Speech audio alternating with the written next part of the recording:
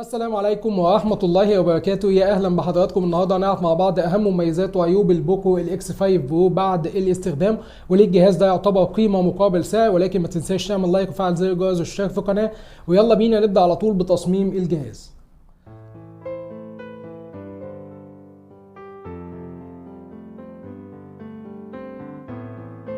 تصميم البوكو الاكس 5 برو تصميم مميز جدا، بمستطيل كده في التلت العلوي، جزء كده اللي على الشمال فيه كلمة بوكو في مربع اسود بيلمع، ونافذة الكاميرات المختلفة عن اجهزة بوكو واجهزة شاومي المستخدمة يعني او اللي نزلت في الفترة الاخيرة.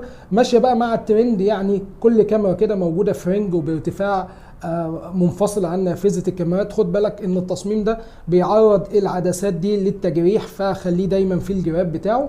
على كل حال ممكن نتفق او نختلف على الجزء اللي بيلمع فوق ده، ولكن كلنا هنتفق ان الشكل ده بيخلي التليفون مميز. اللي بيخلي التليفون ده كمان مميز جدا هو وزنه وسمكه. وزن التليفون 181 جرام وسمكه 7.9 ملم، مع حجم الجهاز اللي مش قليل. الجهاز حجمه كبير وفي بطاريه 5000 ملي امبير، الا ان لما تمسك التليفون كده تحس ان ما فيهوش بطاريه، ودي حاجه مميزه جدا. ما اعرفش هم عملوا ازاي البطاريه ال 5000 ملي امبير جوه الجهاز الرفيع والخفيف دوت، فدي حاجه تمام قوي.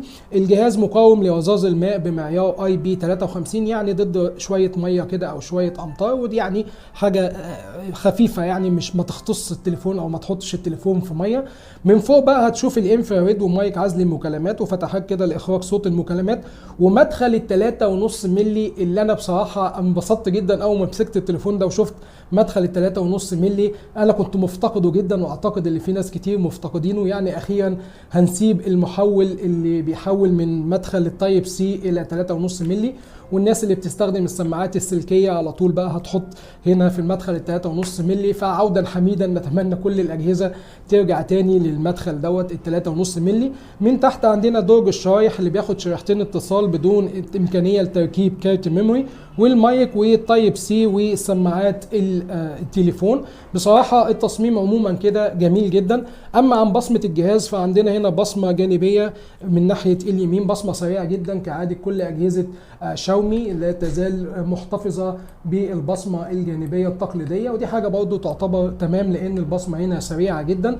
نروح لسماعات التليفون او صوتيات التليفون. بصراحه الصوت هنا عالي جدا وواضح. السماعه السفليه بتشتغل مع سماعه المكالمات، وزي ما بقول في الجزء العلوي كده في فتحات لاخراج صوت سماعه المكالمات عشان يبقى في توازن ما بين السماعه السفليه وسماعه المكالمات.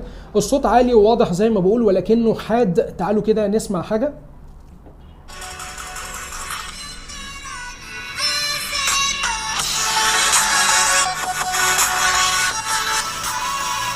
الصوت ما بيتكتمش، ودي اهم حاجه، وواضح زي ما بقول، ولكن في حده كده.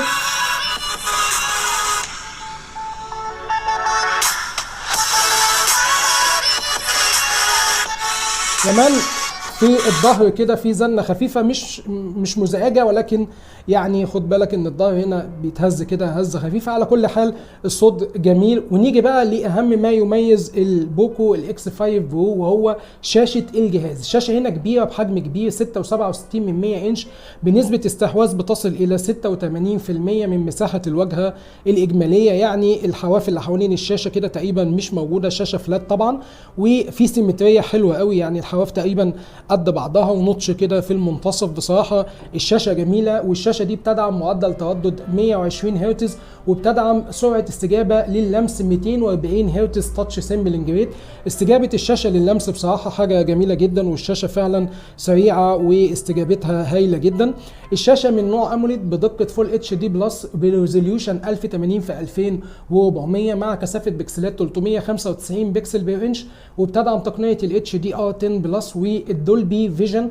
والوان الشاشه دي بتصل الى مليار لون. ده كومبو كده دايما شاومي بتعمله وبوكو بتعمله في الاجهزه بتاعتها او في شاشات الاجهزه بتاعتها، بيديك كده تشبع الوان جميل جدا وزوايا رؤيه حلوه، وبتبقى مبسوط وانت بتتفرج على الشاشه. بصراحه الشاشه هنا لما تيجي تتفرج على اي حاجه، لو انت بقى من هواة المسلسلات، رمضان جاي كل سنه وحضراتكم طيبين، واللي بيتابع بقى مسلسلات او بيحب يتفرج على حاجه على الجهاز فهينبسط بصراحه بالشاشه. الشاشه عليها طبقه حمايه تليفون جوريلا جلاس 5.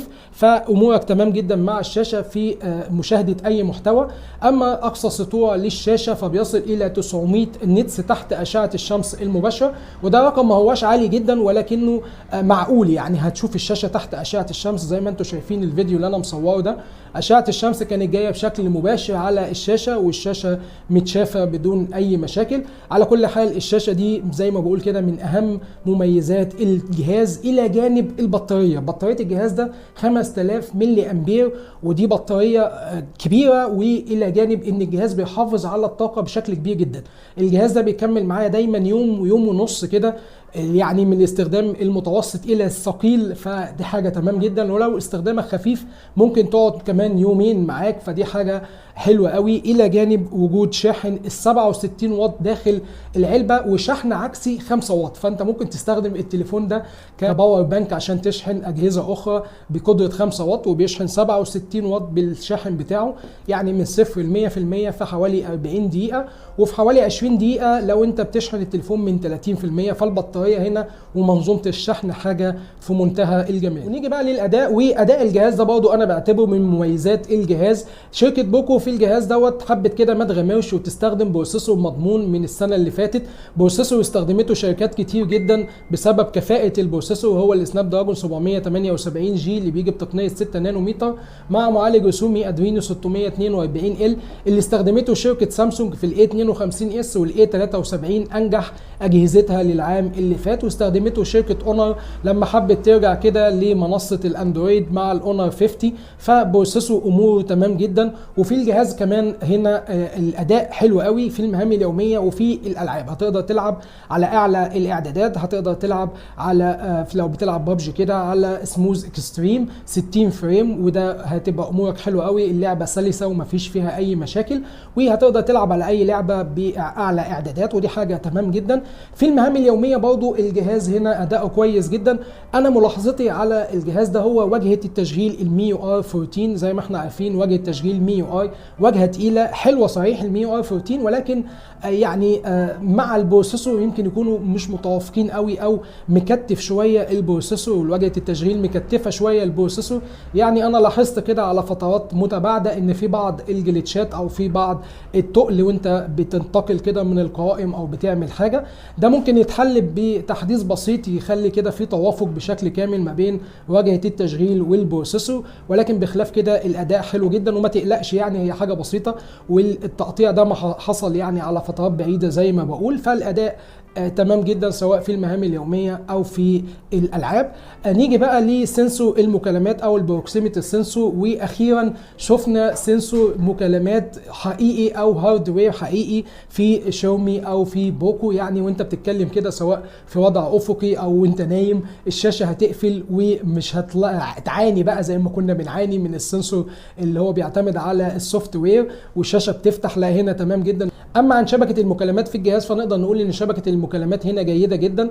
يعني انا بتكلم في التليفون في اماكن يكون الشبكه فيها ضعيفه كده نسبيا، نقدر نقول ان شبكه المكالمات هنا بتعادل اجهزه سامسونج او اجهزه ريلمي في نفس الفئه، ودي حاجه برضه تعتبر حلوه جدا. يعني زي ما احنا عارفين في بعض اجهزه شاومي او بوكو بتعاني شويه من شبكه المكالمات، ولكن في التليفون هنا امورك تمام جدا. باختصار نقدر نقول ان الجهاز ده اداؤه مميز او اداؤه كده حلو او من المميزات بتاعه الجهاز. نيجي برضو لميزه ثانيه وهي الكاميرات.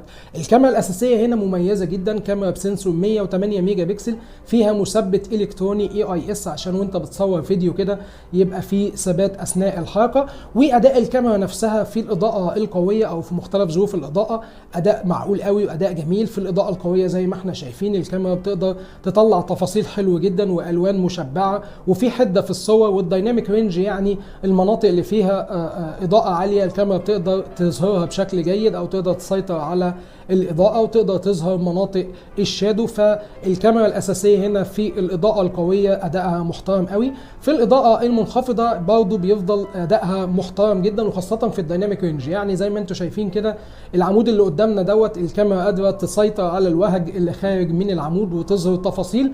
صحيح بيجي على حساب الحده شويه، يعني هنلاحظ كده في الارضيه ان في نعومه، مفيش حده في الصوره في الاضاءه المنخفضه، ولكن عموما الصوره نفسها شكلها حلو، الالوان بتاعتها حلو وفيها تفاصيل، ده في الكاميرا الاساسيه. اما الكاميرا العريضه فادائها حلو قوي في الاضاءه القويه، ولكن بينخفض بشكل كبير في الاضاءه المنخفضه. يعيب بقى على منظومه الكاميرات هنا هي الكاميرا السيلفي اللي انا بشوفها ضعيفه شويه مقارنه بالكاميرات الخلفيه. كاميرا السيلفي هنا 16 ميجا بكسل، ادائها حلو في الاضاءه القويه، يعني في سكين تون مظبوط لما يكون في اضاءه جيده كده جايه على وشك، في عزل حلو. ولكن مع انخفاض الاضاءه يعني الاداء ما بيكونش احسن حاجه، بيبقى في شحوب كده في الوش ونعومه كبيره كده في السكين تون، والتفاصيل مش احسن حاجه. فنقدر نقول ان منظومه الكاميرات حلوه، ولكن الكاميرا السيلفي بس هي اللي فيها ضعف شويه. اما عن تصوير الفيديو فالكاميرا الاساسيه هنا بتقدر تصور لغايه 4K 30 فريم، والاداء كويس جدا. زي ما قلنا في مثبت الكتروني AIS اداؤه معقول قوي في ال 4K 30 فريم، والاداء بيتظبط شويه مع ال 1080 60 فريم، وبيتظبط قوي قوي يعني مع ال 1080 30 فريم. يعني لو انت بتحرك كده بشكل اسرع شويه فالمثبت الالكتروني بيكون فعال، وبتحس كده ان مفيش اهتزاز اثناء الحركه على دقه 1080 30 فريم. على اي حال منظومه الكاميرات هنا يعتمد عليها، وان شاء الله هيكون في فيديو كده منفصل لتجربه الكاميرات بشكل كده تفصيلي اكتر زي ما احنا متعودين. فتاكد ان انت تكون مشترك في القناه عشان يجيلك اشعار بالفيديو. ملخص بقى الحكايه زي ما قلت في البدايه، التليفون ده يعتبر قيمه مقابل سعر، سعره بيبدا من $320، وده سعر ممتاز جدا على المميزات والحاجات اللي بيديها لك التليفون. زي ما قلنا منظومه كاميرات يعتمد عليها، شاشه كبيره بحجم كبير وجميله جدا والوانها مشبعه، تصميم حلو قوي، ماسكه جميله، سماعات ستيريو سبيكر، بطاريه قويه جدا هتكمل معاك يوم وزياده، شاحن سريع، ومدخل 3.5 مللي، يعني كومبو كده حلو جدا في مقابل سعر $320. فدي حاجه حلوه قوي، ويعتبر من افضل الاجهزه اللي موجوده في السعر ده اذا قارناها باجهزه ثانيه. وكمان ممكن نقارن الجهاز ده باجهزه اعلى، يعني انا ان شاء الله هعمل مقارنه ما بينه وما بين البوكو والاف 4، وهنشوف بقى هل توفر وتجيب الاكس 5 برو ولا تجيب الاف 4.